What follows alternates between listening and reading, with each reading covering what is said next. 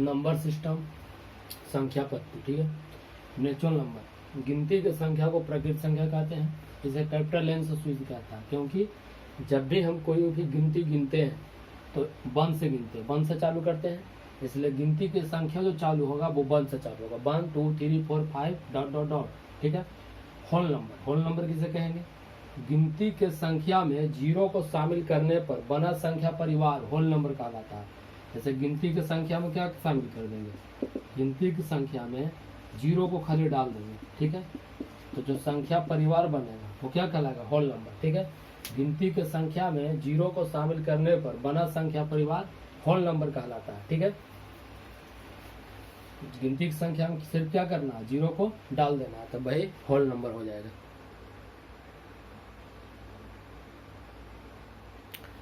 पूर्णांक, धनात्मक, ऋणात्मक और जीरो तीनों के सम्मिलित रूप को पूर्णांक कहते हैं। धनात्मक, ऋणात्मक और जीरो तीनों को सम्मिलित रूप जो है वो क्या कहलाएगा? पूर्णांक कहलाएगा। -3 इधर डॉट डॉट डॉट आगे माइनस तक जाएगा, -2 -1 डॉट डॉट डॉट पीछे तक जाएगा, इसी को हम क्या कहेंगे? पूर्णांक। इसमें धनात्मक संख्या, ऋणात्मक संख्या और जीरो तीनों मिला हुआ है, इसलिए इसे क्या कहेंगे? पूर्णांक। जेड, जर्मन शब्द जेहलिंग से लिया गया है, ठीक है। जेड जो है जर्मन शब्द जेहलिंग से लिया गया है, जिसका अर्थ क्या होता है? गिनना होता है। और जहल, ZAHL, जहल का अर्थ संख्या होता है, ठीक है। इवन नंबर, वैसी संख्या जो 2 से पूरा पूरा विभाजित हो जाए उसे इवन नंबर कहेंगे। जो संख्या 2 से पूरा पूरा विभाजित हो जाए उसे इवन नंबर कहेंगे। जैसे 2 4 6 8 10 12, ये जो है 2 से क्या होगा? विभाजित। इवन नंबर की पहचान क्या है? जिस संख्या के अंत में, देखिए पहचान है इवन नंबर का, सम संख्या के पहचान, सम संख्या के पहचान, सम संख्या का पहचान क्या है? कि जिस नंबर के अंत में, जिस नंबर के अंत में 0 2 4 6 8 etc हो, ठीक है, वह हमेशा क्या होगा? सम संख्या होगा। सम संख्या की पहचान है कि अंत में क्या रहेगा? 0 2 4 6 8। अगर ये शब्द है किसी संख्या के अंत में तो हमेशा क्या होगा? वो हमेशा इवन नंबर होगा, ठीक है। जैसे देखिए 2, अगर किसी संख्या के अंत में 0 मतलब ये सब रहेगा 0 2 4 6 8, तो संख्या के इवन नंबर होगा। जैसे देखिए 2450 कैसी संख्या है? इवन नंबर है, क्योंकि अंत में क्या 0 है, इसलिए यह इवन नंबर हो गया, ठीक है। जैसे इवन नंबर हो गया। जैसे 51, 2451, ये कैसी संख्या है? इवन नंबर नहीं है, क्योंकि अंत में क्या है? 1 है, इवन नंबर नहीं है। जैसे 50 40 2 4, ये कैसी संख्या है? इवन नंबर होगा, क्योंकि अंत में कितना है? 4 है। अब ऐसी संख्या जिसके अंत में हमेशा 0 2 4 6 8 रहे, वह हमेशा क्या होगा? Even number. उसके बाद क्या है? विषम संख्या। विषम संख्या किसे कहेंगे? विषम संख्या, ठीक है। विषम संख्या को क्या कहते हैं? ऑड नंबर, ठीक है। वैसी संख्या, वैसी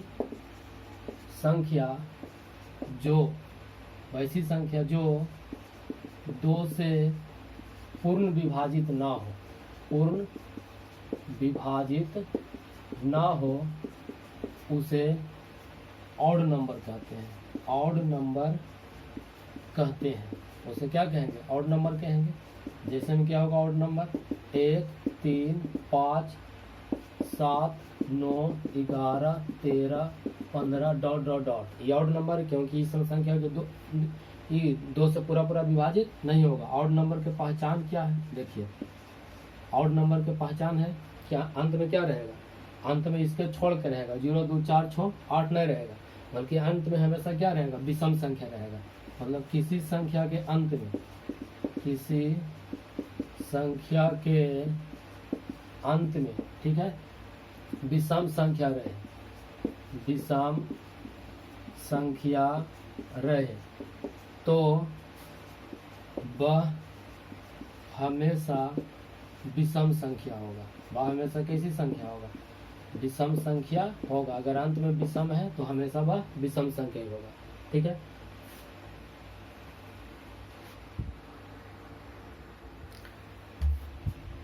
रूढ़ नंबर, प्राइम नंबर, और इसी को अभाज्य संख्या भी कहते हैं। तो वैसी संख्या जो केवल एक या अपने आप से विभाजित हो उसे प्राइम नंबर कहेंगे, जो एक या अपने आप से कटेगा। जैसे 2, एक या अपने आप से कटेगा, एक से कटेगा न तो 2 से कटेगा, ठीक है। इसी प्रकार 3 या तो 1 से कटेगा या स्वयं 3 से कटेगा। इसी प्रकार 5 या तो 1 से कटेगा या फिर 5 से कटेगा। इसी प्रकार 7 या तो 1 से कटेगा या 7 से कटेगा। अगर छोड़ लेंगे तो 3 से भी कट जाएगा, 2 से भी कट जाएगा, 6 से भी कट जाएगा और 1 से भी कट जाएगा। तो ये है जो प्राइम नंबर नहीं है, मतलब ये प्राइम नंबर नहीं होगा। क्यों? क्योंकि इसका जो 3, 2, 6, 1 चारों से कट रहा है, इसलिए प्राइम नंबर नहीं होगा।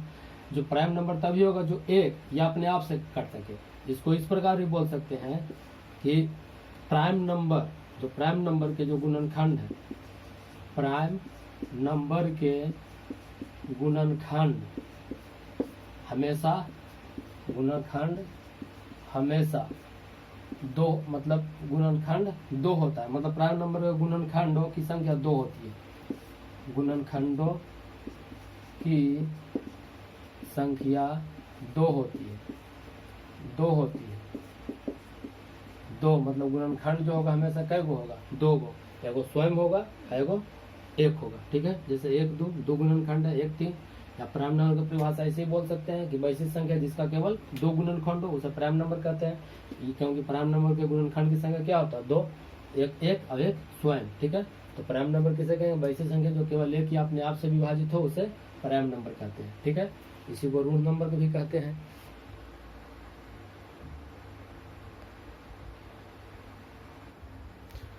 यौगिक संख्या वैसी संख्या जिसका 2 से अधिक गुणनखंड हो उसे यौगिक संख्या कहेंगे। 2 से अधिक गुणनखंड उसे यौगिक संख्या कहते हैं। जैसे 6, इसका कितना गुणनखंड हो जाएगा? देखिए 1 होगा, 2 होगा, 3 होगा और खुद 6 होगा। और 2 से अधिक गुणनखंड है तो यौगिक संख्या हो गया।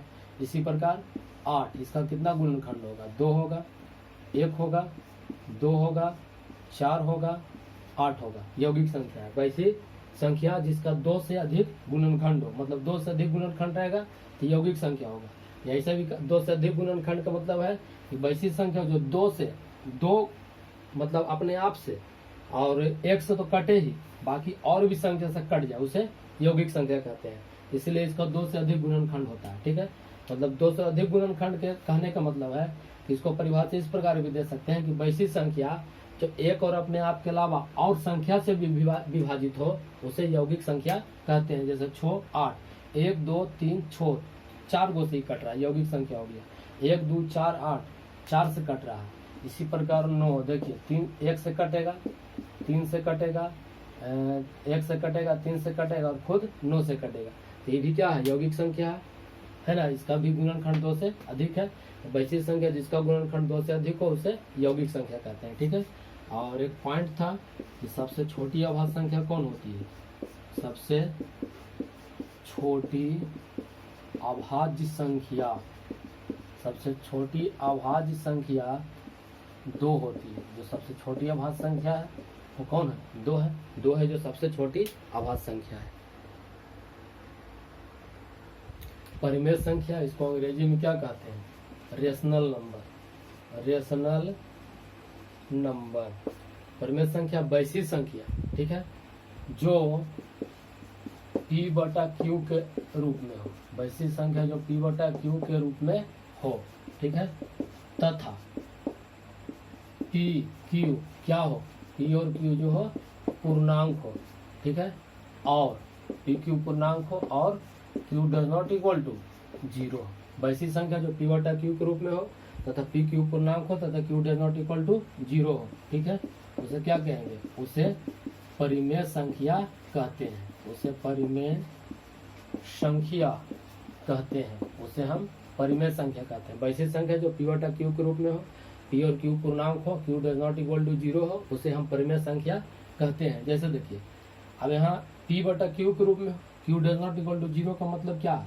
अब यहाँ हम आपको बताना चाहते हैं कि जैसे मान लिया जाए कि 1/2 है, ठीक है, E हो गया P, I हो गया Q। देखिए P पूर्णांक और Q भी क्या है? पूर्णांक। Q का वैल्यू 2 है, 0 तो नहीं है, इसलिए परिमेय संख्या होगा। इसी प्रकार -1/2 भी परिमेय होगा, क्योंकि पूर्णांक के मतलब क्या है? पूर्णांक जो होता है वो निगेटिव पॉजिटिव दोनों होता है, ठीक है। तो PQ पूर्णांक है और कहता है क्या, क्यू का मान 0 नहीं होना चाहिए, तो क्यू का मान कितना है 2। यहाँ समझिए कि क्यू का मान 0 नहीं होना चाहिए, क्यू का मान 0 छोड़ के कुछ भी हो सकता है, नेगेटिव हो सकता है, पॉजिटिव हो सकता है, कुछ भी हो सकता है, लेकिन 0 नहीं हो सकता। ठीक है, इसी प्रकार हम कह सकते हैं कि 1/-2 1/-4, 4 का माइनस कहाँ चल जाएगा, ऊपर चल जाएगा, तो ये भी पूर्णांक हो जाएगा। ठीक है, इसी प्रकार 5/8, 7/9, ठीक है, 3/4, 8/15, 7 -7/-12, ETC क्या है, पूर्णांक है। अब देखिए अगर मान लिया जाए, अब 0 भी कैसी संख्या, पूर्णांक, क्योंकि यहाँ कह रहा था कोई चीज की क्यू 0 नहीं होना चाहिए, क्यू है जो does not equal to 0, Q 0 नहीं होना चाहिए। पी कुछ भी हो सकता है, पी के बारे में कुछ नहीं कहा, पी कुछ भी हो सकता है, तो 0 के नीचे एक छिपा हुआ था, देखिए पी हो गया, क्या हो गया, क्यू, तो 0 भी कैसी संख्या, परमेय संख्या। अब इसी प्रकार आप बता सकते हैं कि 1/0 परमेय होगा कि नहीं, देखिए ये पी है और ये क्या है, क्यू, तो ये परमेय नहीं होगा, क्यों, क्योंकि क्यू का वैल्यू क्या है 0। ठीक है, इसलिए भी परमेय नहीं होगा, यहाँ देखिए ये तो परमेय नहीं होगा। ठीक है, और क्यों परमेय नहीं होगा, क्योंकि 0 से अगर 1 में भागा देंगे तो क्या आएगा, इन्फिनाइट आ जाएगा, इसीलिए परमेय नहीं होगा। जैसे 2/0 ये भी परमेय नहीं होगा, क्योंकि ये क्या हो जाएगा, इन्फिनाइट हो जाएगा। अब क्यू के मान 0 छोड़ के कुछ भी रह सकता है, लेकिन 0 नहीं रह सकता। जैसे 4/0 इन्फिनाइट हो गया, 5/0 क्या हो गया, इन्फिनाइट हो गया।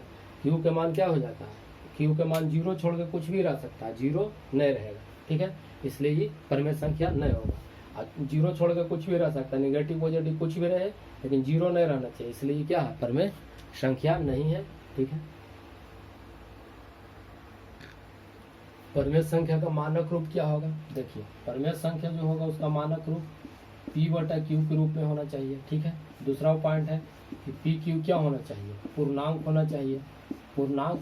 ठीक है, पूर्णांक हो। ठीक है, तीसरा पॉइंट क्या है, Q does not equal to 0 होना चाहिए, मानक रूप। और दूसरा और एक पॉइंट आओ है कि PQ का उभयनिष्ठ गुणनखंड, देखिए उभयनिष्ठ गुणनखंड। ठीक है, PQ का जो उभयनिष्ठ गुणनखंड होगा वो कितना होगा, 1 होगा, 1 होगा। ठीक है, 1 होगा, PQ का उभयनिष्ठ गुणनखंड 1 होगा।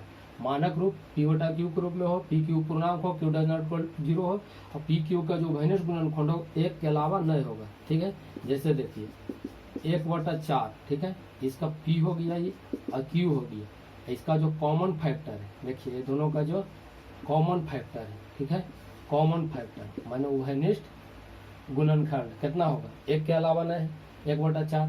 इसी प्रकार 5/4 का कॉमन फैक्टर 1 है। ठीक है, इसी प्रकार 6/7 भी मानक रूप में है, इसी प्रकार 1/2 भी मानक रूप में है, 1/4 भी मानक रूप में है।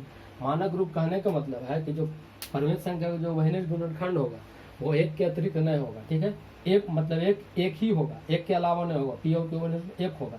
अगर 1 होगा तो वह परमेय संख्या मानक रूप में होगा, नहीं तो नहीं होगा।